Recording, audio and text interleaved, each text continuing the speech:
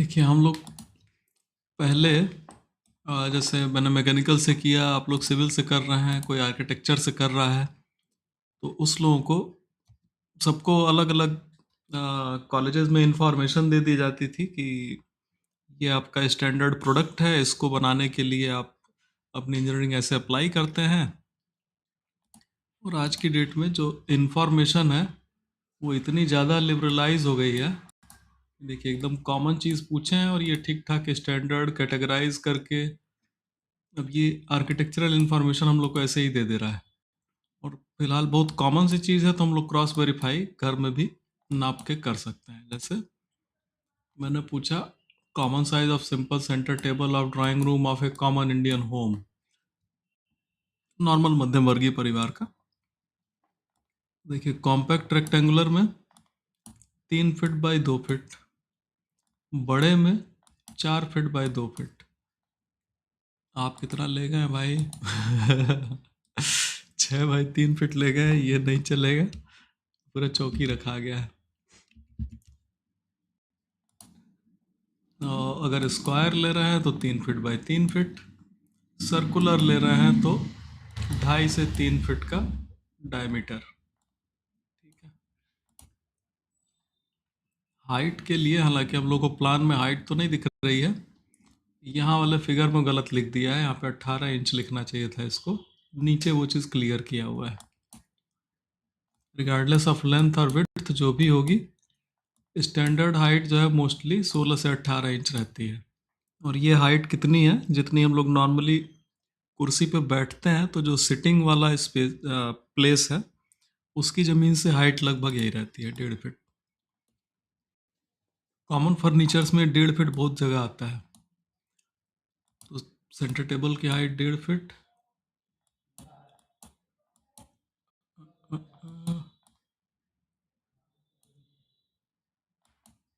देखिए लिख रहा है एर्गोनॉमिक्स क्या है। जैसे हम लोग के जो फर्नीचर्स हैं, अगर वो हम लोग के सिटिंग पोस्चर के हिसाब से प्रॉपर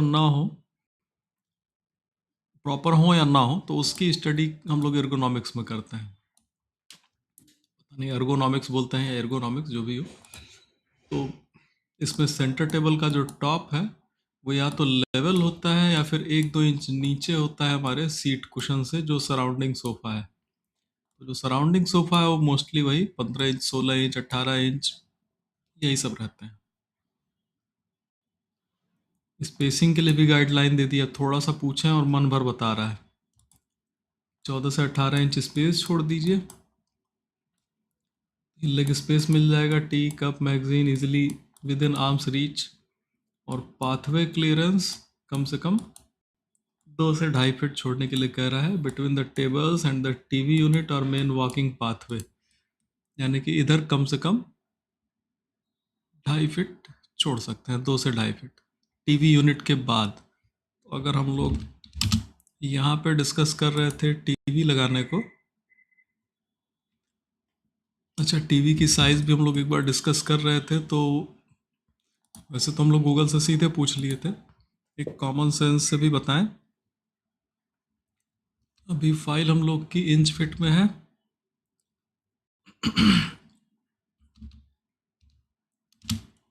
जो टीवी का एक रेशियो होता है मोस्टली, तो वो मोबाइल की स्क्रीन का भी और टेलीविज़न स्क्रीन का भी, शायद आप लोग को ध्यान हो, 6:9 के रेशियो में हम लोग की स्क्रीन ज़्यादातर रहती है।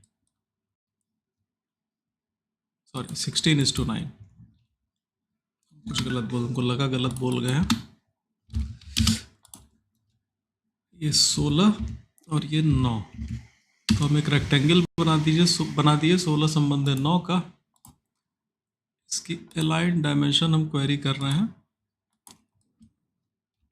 तो अगर 16 इंच और 9 इंच की कोई स्क्रीन हो तो उसकी स्क्रीन साइज ये रहती है।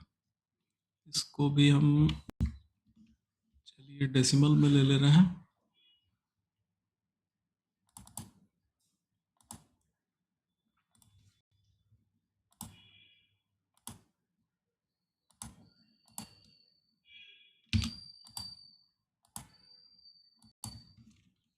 ये इन्फॉर्मेशन आप लोग के लिए टीवी साइजिंग कहीं रखनी हो तो उसके लिए अच्छी इन्फॉर्मेशन रहेगी। हालांकि गूगल देवता भी जिंदाबाद है। हम लोग नॉर्मली इसको स्क्रीन साइज समझते हैं, जबकि होती ये है। ठीक। अब अगर हम लोग को 65 इंच के टीवी की चौड़ाई या ऊंचाई निकालनी हो, स्केल कर दीजिए इसी को, यहाँ से स्केल कर रहे हैं, रेफरेंस लेंथ डायगोनल को ले रहे हैं। इसको मैंने दे दिया 65, एंटर। ये भाई साहब 65 के हो गए। इनकी चौड़ाई केवल 56 इंच होगी। ये ठीक ठाक बड़ी टीवी है, अच्छे खासे बड़े घर के बड़े ड्राइंग रूम में भी रखाती हैं तो पूरा जगह कवर कर लेती हैं। ठीक है, 57 इंच का चौड़ाई मान ले रहे हैं हम, और टॉप व्यू से देखेंगे तो वो आप लोग 1 फीट लगभग ले सकते हैं। रेक्टेंगल 57, 12 मूव करें मिड पॉइंट पे, कहीं गलत पकड़ लिया। चलिए, आपका दरवाजा बहुत हल्के कलर का लगता है, आप डार्क स्क्रीन पे ही काम कर रहे हैं। ठीक है, लंबे समय तक काम करना है तो वही बेटर है। तो यहाँ हो गई हम लोग की टीवी। उससे 2 फीट छोड़ के या 2.5 फीट छोड़ के जगह है तो 2.5 फीट छोड़ दीजिएगा, तब सेंटर टेबल रखा जाएगी।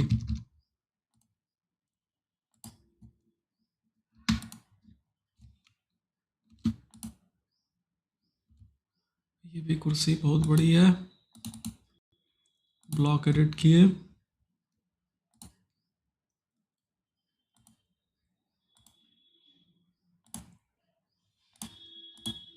दोनों शायद आप 3-3 फीट लिए हुए हैं, हर तरफ से 1-1 फीट छोटा कर दे रहे हैं। अच्छा, पीछे यहाँ पे भी लिए हुए हैं ग्रिप, अरे वो पिक पॉइंट।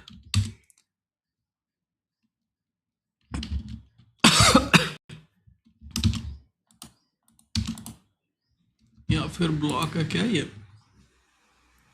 ब्लॉक के अंदर ब्लॉक बना दिए हैं। Sofa 1 seater, sofa triple seater, ये आप नेस्टेड ब्लॉक बना दिए हैं गलती से, ब्लॉक में ब्लॉक बन गया है।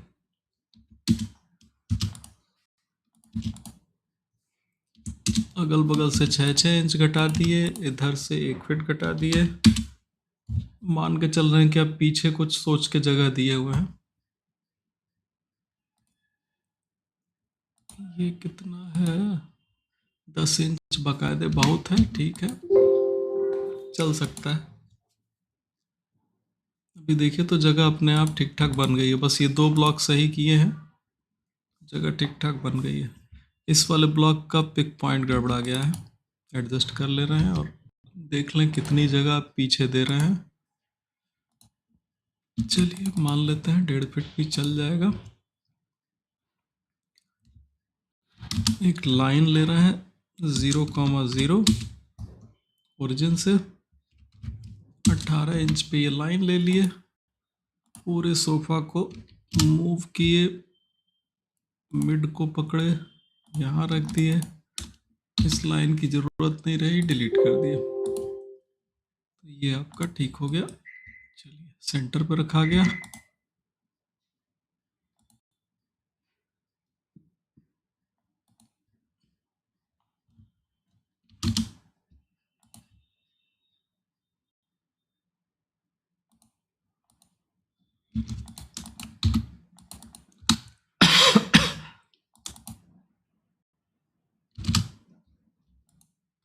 पहले सटा लें, फिर जितना दूर करना है दूर कर दें। सेंटर टेबल बड़ी वाली 2 फीट बाई 4 फीट रखा हुआ था, इधर से भी इनको कम किए, इधर से भी कम किए। डायमेंशंस अभी नहीं रख रहे हैं, थोड़ा प्लान कर लें तब रख ले रहे हैं।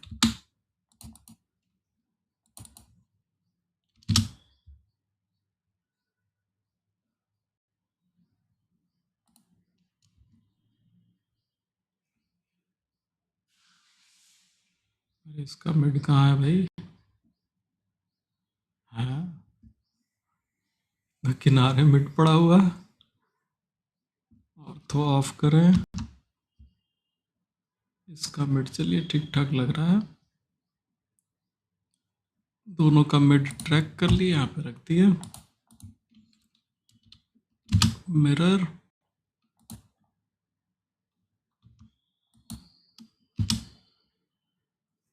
देखिए अभी जगह यहाँ पे भरपूर बची हुई है। वो बेचारा 2-2.5 फीट ही कह रहा था, हम लोग बाकायदे 3.25 फीट भी छोड़े हुए हैं। ठीक है, और अभी यहाँ पे भी स्पेसिंग बहुत ज़्यादा है, मच मोर देन सफिशियंट है। अभी हम लोग इधर कुछ डेकोरेटिव रख सकते हैं, इधर रख सकते हैं, कहीं पे कुछ अलमारी देनी हो दे सकते हैं, कैबिनेट टाइप का, मतलब कुछ डेकोरेटिव कैबिनेट देनी हो तो इधर रख दें, तो जो मेहमान आएंगे उधर से उनको इधर दिखाई देगा। या फिर खिड़की के अगल बगल कुछ दे सकते हैं, और यहाँ पे कोई पेंटिंग लगानी हो लगा सकते हैं। टीवी के बगल में भी कैबिनेट स्पेस अभी ज़्यादा है। अभी ये तो केवल टीवी के लिए कट टू कट, अगर आप इसको और ज़्यादा लेना चाहें तो ले सकते हैं। किनारे वाला कॉर्नर तब हम लोग को थोड़ा थोड़ा राउंड लेना पड़ेगा। जैसे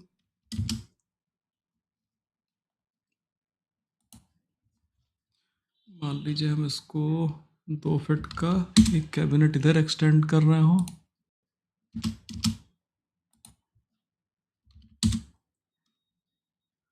एक इधर एक्सटेंड कर रहे हो। फिलेट कमांड मेरे ख्याल से बताए होंगे। फिलेट में रेडियस मान लेते हैं 6 इंच, और मल्टीपल ऑप्शन ले लिए। एक राउंड यहाँ बना दिए, एक राउंड यहाँ बना दिए। ठीक है, बीच में टीवी आ गई, कॉर्नर पे ठोकर ना लगे तो उसके लिए राउंड कर दिए। 6 इंच का क्यों लिए अभी? क्योंकि ये 1 फीट का था, तो एक तरफ से 6 इंच का काटे। आप चाहे तो 9 इंच करना हो तो आपसे 9 इंच कर लीजिए। Fillet radius 9 multiple. अब से इनको पकड़िए, वो भाई साहब वहीं पड़े रह जाएंगे। ये थोड़ा सा और स्मूथ हो गया, ठोकर और कम बन रही है। हाँ, इसमें अब सामने आपको स्ट्रेट स्पेस कम मिल रही है, ये चीज़ सीधी दूरी कम मिल रही है। जब सामने से कैबिनेट बनाएंगे तो फिर तब इसका तामझाम डिटेल होगा। मतलब ये तो प्लान हो गया, प्लान पे फिर एलिवेशन कुछ डेवलप करेंगे इसी कैबिनेट का, फर्नीचर का, तो फिर वो कुछ और निकल के आएगा। उसमें फिर हम लोग रेफरेंस भी लेते हैं, तब आगे बढ़ाते हैं। तो ये आपका फिलहाल ड्राइंग रूम वाला करेक्शन हो गया थोड़ा एटलीस्ट।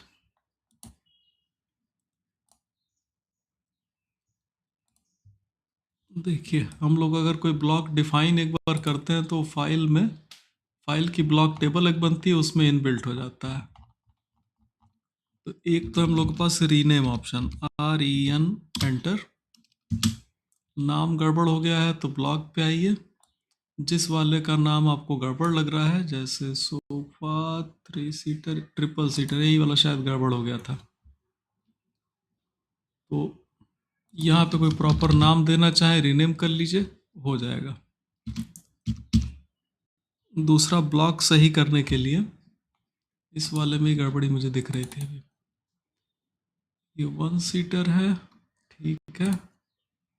यहाँ पे मैं अंदर आ रहा हूँ तो ये फिर से एक ब्लॉक बना हुआ है, और डबल क्लिक करने पे क्या हो रहा है कि अभी ये जो नया वाला ब्लॉक है, इसकी एडिटिंग के लिए ये 1 सीटर सोफा वाले से बाहर जाना चाह रहा है, कह रहा है कि इसमें सेव कर दें कि ना करें। कर दो भाई, चाहे मत करो, इसमें कोई फर्क नहीं पड़ना है। अब वो अंदर वाले का नाम दे रहा है, देखिए सोफा ट्रिपल सीटर। कायदे से इस ट्रिपल सीटर की हम लोग को ज़रूरत नहीं है। अगर कोई ब्लॉक हम लोग को डिलीट करना हो तो उसके लिए कमांड आती है पर्ज, PU एंटर। लेकिन ये केवल उसी ब्लॉक को डिलीट कर पाएगा जो आपकी फाइल में कहीं यूज ना हो रहा हो। कि इतने ब्लॉक बने हुए हैं, कुछ ब्लॉक कॉपी पेस्ट करते समय बन जाते हैं, तो ये सब उस टाइप के हैं। देखिए कोई डायमेंशन ही ब्लॉक बनी हुई है। ठीक है, एक आपका ये दिखा रहा है डोर 4 फीट का विथ फ्रेम, ये कहीं यूज नहीं हुआ है। सोफा सिंगल सीटर, इसमें दिख क्यों नहीं रहा है भाई? हर ऑब्जेक्ट को डिलीट कर दिया हो। अगर इसका नाम यही है, बस सेलेक्ट करिए और पर्ज चेक्ड आइटम्स कर दीजिए, पर्ज दिस आइटम। अब वो हट गया है, अब यहाँ लिस्ट में नहीं आने वाला है। ठीक है, अभी तो हमको ये ट्रिपल सीटर का नाम गड़बड़ लग रहा था, तो फिलहाल इस वाले ब्लॉक में देखिए वो ट्रिपल सीटर वाला लिस्ट में क्यों नहीं आ रहा था, क्योंकि वो इस ब्लॉक के अंदर जाके यहाँ पे यूज हो रहा है। इसको हम यहाँ एक्स एंटर एक्सप्लोड कर दिए, तब ये ब्लॉक नहीं रहा। तो कायदे से 1 सीटर वाले के अंदर हम लोग को ये ड्राइंग मिल गई। इसको सेव करके बाहर आ जाए, अब पर्ज कमांड देंगे तो ट्रिपल सीटर वाला भी लिस्ट में आ जाना चाहिए। आ गया है, क्योंकि अब वो कहीं यूज नहीं हो रहा है। सेलेक्ट किए, पर्ज कर दिए, पर्ज दिस आइटम। अब यहाँ पे आए, देखें sofa 1 seater 3 seater, simple simple दिख रहा है, वेस्ट चीजें हट गई। बेसिकली पर्ज कमांड था, और पर्ज वही होता है जो कहीं यूज ना हो रहा हो। ये सेंटेंस बड़ा सिंपल सा है, लेकिन इम्प्लीमेंटेशन इसका बहुत जटिल है। जैसे हम लोग कई बार जो अनयूज्ड लेयर्स हैं वो हटाना चाहते हैं, तो वो सब हटती नहीं है आसानी से। फिर तो इसमें से डायमेंशन हटा दीजिए रेड वाला। अच्छा, देखते हैं, स्पेलिंग पहले देख लें। ठीक है, कैपिटल वाला नहीं हटाना है, स्मॉल वाला हटाना है। अगर लेयर हटानी है तो उसमें भी कई रूल हो गया। यूज़ नहीं होना चाहिए, सिंपल रूल है, लेकिन यूज़ कहाँ कहाँ हो सकता है। एक है कि अगर हम इसको करंट लेयर कर दें तो ये नहीं डिलीट होगा। ठीक है, करंट नहीं लग रहा है, रख रहे हैं।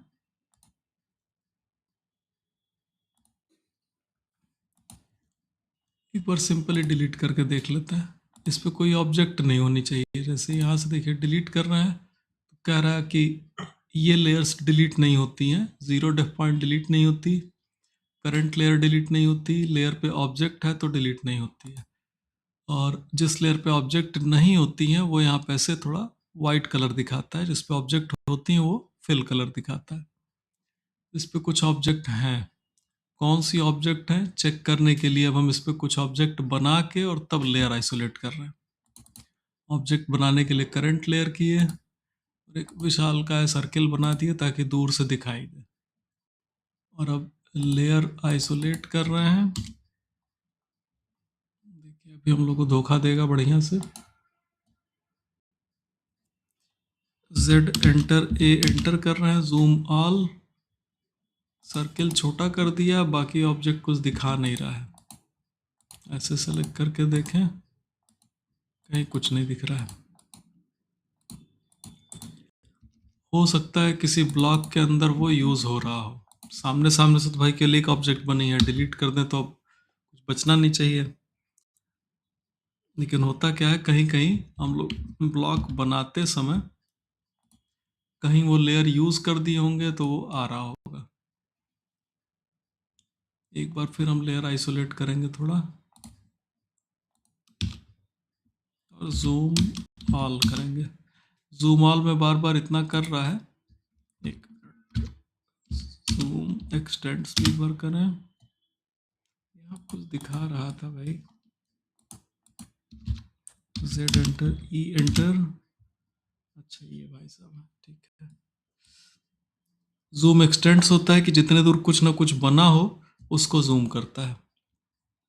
जैसे अभी हम एक सर्कल यहाँ बना दें, कहीं छोटी जगह पे जूम किए हुए हैं, Z एंटर, E एंटर, देखिए एक सर्किल यहाँ दिखा दिया, एक यहाँ दिखा दिया, तो स्क्रीन में लेता आया है। लेकिन भाई जब हम इसको हटा दिए तब तो केवल इस सर्किल पे जूम होना चाहिए, लेकिन देखिए कर कुछ और रहा है। फिलहाल कुछ हिडन चीज़ें हैं जो समझ में नहीं आ रही हैं। इवन हम सारी लेयर ऑन और अनआइसोलेट करके जूम एक्सटेंड्स कर रहे हैं तो भी नीचे कुछ रख रहा है। ओरिजिन हालांकि ऊपर है आपका। एक तो ये दिखा भाई, ये कहाँ है? कॉलम लेयर है। चलिए इनको डिलीट किया जाए।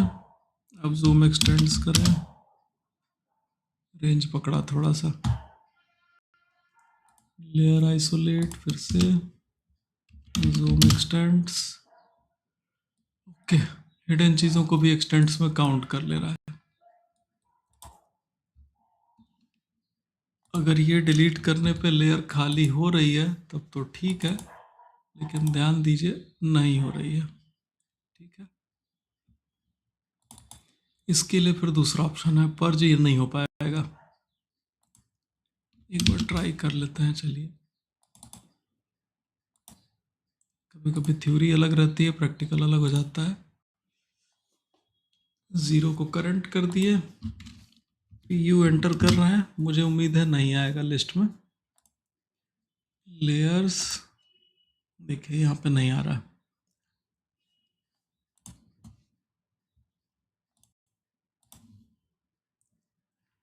तो इसके लिए हम लोग जुगाड़ विद्या निकाले हुए हैं।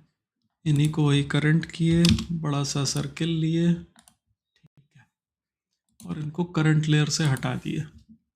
अब लेयर्स में ये कमांड है यहाँ पे, लेयर डेल, डिलीट लेयर। तो ये क्या करता है, उस लेयर पे पड़ी हुई सारी ऑब्जेक्ट्स को ज़बरदस्ती डिलीट करता है पहले, और तब लेयर को पर्ज कर देता है। मतलब एक लंबी कमांड की लिस्ट है, इसमें नुकसान भी होने का चांस रहता है। तो उस नुकसान से बचने के लिए हम लोग एक बार उस लेयर पे कोई ऑब्जेक्ट बना के आइसोलेट करके क्रॉस चेक कर लेते हैं कि भाई हमारे जानकारी में तो कोई नुकसान नहीं हो रहा है। ठीक है, तो वो चीज़ हम चेक कर चुके। अब लेयर डेल कमांड दें, पूछेगा सेलेक्ट करिए उस किसी ऑब्जेक्ट को जो उस लेयर पे हो। सेलेक्ट किए, एंटर किए, कह रहा है कंटिन्यू, क्योंकि लेयर डिलीट करने जा रहा है इसलिए वार्निंग दे रहा है। यस, कहीं ब्लॉक में यूज किए होंगे तो देखिए हैच बाउंड्री में कहीं यूज़ हो रहा था वो, इसीलिए दिखा नहीं पा रहा था। देखिए हैच बाउंड्री एसोसिएटिविटी रिमूव्ड, वो कहीं हैच बाउंड्री जो है वो उस लेयर पे पड़ी हुई ऑब्जेक्ट से एसोसिएटेड थी।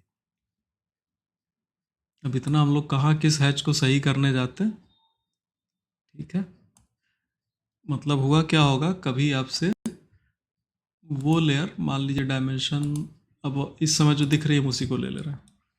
मान लीजिए हम डायमेंशन लेयर लिए, इस पे हम गलती से रेक्टेंगल बना लिए और हैच कर दिए। बाद में आपको लगा कि भाई लेयर गलत बन गई है, तो आप इसको किसी और लेयर पे भेज दिए, लेकिन ऑटोकैड शायद उसकी एसोसिएटिविटी, मतलब थोड़ा सा हैचिंग ट्रांसपेरेंट कर दें,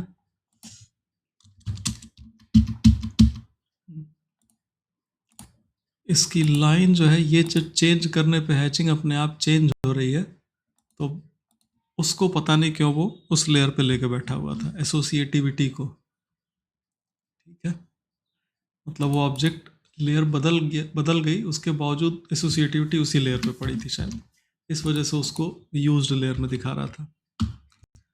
फिलहाल हम लोग ये ऑप्शन यूज़ किए और डिलीट कर दिया। तो ये पहले उस एसोसिएटिविटी को डिलीट किया है और उसके बाद पर्ज कर दिया है। कायदे से कई कमांड का सीक्वेंस है जो एक टूल के फॉर्म में दे दिया गया। ठीक।